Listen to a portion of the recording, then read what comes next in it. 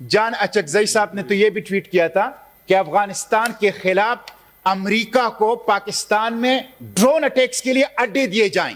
اس شخص کی تو باقاعدہ انویسٹیگیشنز ہونی چاہیے کہ یہ کس بنیاد پر اس طرح کے سٹیٹمنٹس دے رہا ہے. آنریبل سینیٹر مشتاق صاحب پلیز. شکریہ مسٹر چیئرمین.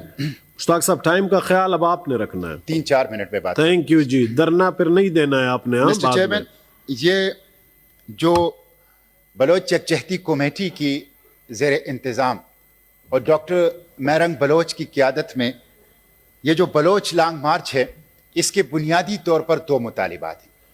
ایک، ڈیتھ سکواڈ ختم کیے جائیں، ایکسٹرا جوڈیشل کلنگ بند کر دیے جائیں، اور دوسرا یہ جو ہزاروں مسنگ پرسنز ہیں، ہزاروں جبری گمشدہ افراد ہیں، ان کو واگزار کیا جائے. یہ بالکل قانونی مطالبات ہیں، یہ بالکل دستوری مطالبات ہیں، یہ بالکل بشری حقوق کی آواز ہیں جو کہ انہوں نے اٹھائی ہیں. بالاچ بلوچ یہ ثابت ہو گیا کہ اس کو سی ٹی ڈی نے قتل کر دیا اور سیشن جج نے مان لیا، تسلیم کر لیا کہ ایکسٹرا جوڈیشل کلنگ ہوئی ہے. ہونا تو یہ چاہیے تھا کہ تربت میں ان کے مسئلے حل کر لیں، لیکن حل نہیں ہے تو کوئٹہ آئے، کوئٹہ سے ڈی جی خان کے راستے اسلام آباد.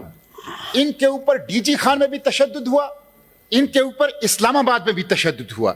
اور مسٹر چیئرمین، یہ جو اسلام آباد میں جو کچھ ہوا ہے، یعنی ان کو ڈنڈوں سے مارا گیا، رات 3 بجے واٹر کینن سے ٹھنڈا پانی دسمبر کی ان راتوں میں ان کے اوپر پھینکا گیا اور ان کو جیلوں کے اندر ٹھونسا گیا. مسٹر چیئرمین، میں اس دھرنے کے اندر گیا ہوں. 70 اور 80 سال کے بزرگوں نے، خواتین اور مردوں نے مجھے دکھایا کہ ان کے کپڑے پھاڑے گئے ہیں، ان کے جسم زخمی کر دیے گئے ہیں. یہ ریاستی دہشت گردی ہے. شرم آنی چاہیے اسلام آباد کی پولیس کو، اسلام آباد کی انتظامیہ کو، کہ جو لوگ اپنی جمہوری اور دستوری حق کے لیے آواز اٹھا رہے ہیں ان کے ساتھ آپ وائلنس. 100 سے زیادہ FIR درج کیے گئے ہیں مسٹر چیئرمین. اور آپ دیکھ لیں، جان اچکزئی صاحب کہتے ہیں کہ کوئی جبری گمشدہ نہیں ہے. میں ان سے کہتا ہوں، یہ مسٹر چیئرمین، یہ ہیں جان محمد کرد. یہ 9 سال کے بعد کوئٹہ برما ہوٹل سے اٹھائے گئے تھے، 9 سال کے بعد بازیاب ہو گئے. کیا یہ سینٹ ان لوگوں کو اکاؤنٹیبل بنائے گا جنہوں نے جان محمد بلوچ کو 9 سال تک غائب رکھا؟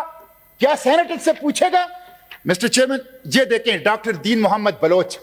ڈاکٹر دین محمد بلوچ خضدار سے باقاعدہ سرکاری نوکر ہے، سرکاری ہسپتال سے 2009 میں اٹھایا گیا ہے.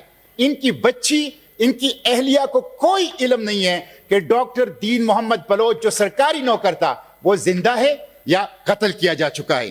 تو مجھے تو دکھ ہے کہ یہ حکومت خواہ وفاق کی ہے یا صوبے کی ہے، وہ بجائے اس کے کہ زخموں پر مرہم رکھیں، وہ زخموں پر نمک پاشی کر رہی ہیں. اور مسٹر چیئرمین، جان اچکزئی صاحب نے تو یہ بھی ٹویٹ کیا تھا کہ افغانستان کے خلاف امریکہ کو پاکستان میں ڈرون اٹیکس کے لیے اڈے دیے جائیں. اس شخص کی تو باقاعدہ انویسٹیگیشنز ہونی چاہیے کہ یہ کس بنیاد پر اس طرح کے سٹیٹمنٹس دے رہا ہے.